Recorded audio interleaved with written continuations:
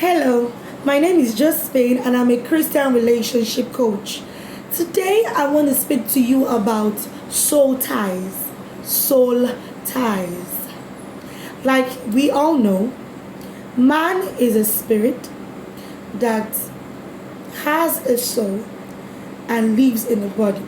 Essentially, when God made man in scripture, we're told in Genesis chapter 1 that God breathed into man and he became a living soul and he became a living being. In other words, man was made, like we know, from the dust of the earth, and he had a soul, but the Spirit of God was breathed into man by God Himself, and he became a living soul. Now, the soul is the part of your self that has to do with your emotions, your intellect, and your mind.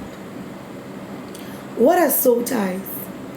If we know what the soul is, then we could define soul ties as the intertwining or the mingling of one soul with another. Is like soul plus soul equal to soul tie. Instead of saying two souls, we say soul ties. Now, why are soul ties important or of concern? We'll be having that conversation in a series. But for today, I'd like you to think about it. Who is your soul tie? Whose soul is tied to yours? We're looking at this through the lens of relationships, of course. Like I mentioned, I am a Christian relationship coach. When it comes to relationships, especially romantic relationships, our bodies and our souls are involved.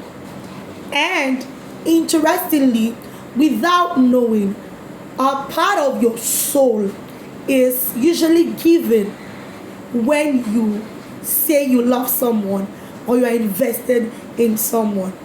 Now, why is it important to have this conversation? Because the soul transactions that go on between you as a believer with another person is important, as the success or not would have an effect on your spirit and sometimes eventually on your body. How do we ensure that we are not mingling, soul with another person in an unhealthy way? How do we ensure that when two souls are tied, they are already in agreement at the spirit level, and so soul transactions that occur between these two individuals produce something fruitful, not just for themselves, but for their immediate environment, their families, their community, and the world at large. Remember that right from the beginning, the instruction was to be fruitful, multiply, replenish the earth, and to subdue it. Now, this command can only be carried out when man's spirit is in sync with the Spirit of God and his soul is in good health, whether tied to another or still single, whether single or married. I said single because unfortunately some believers who are single are already tied to others even outside marriage, sadly, in an unhealthy way.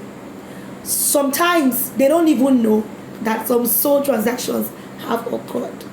Alright, we'll be having more conversations around this. But before you get the next episode on soul ties, I'd like you to drop in the comment section what stood out for you. What do you really understand by soul ties? Do you think that you are healthy in your soul? If yes, how do you know? Alright, till I come your way in the next episode, keep being great, and I'll see you.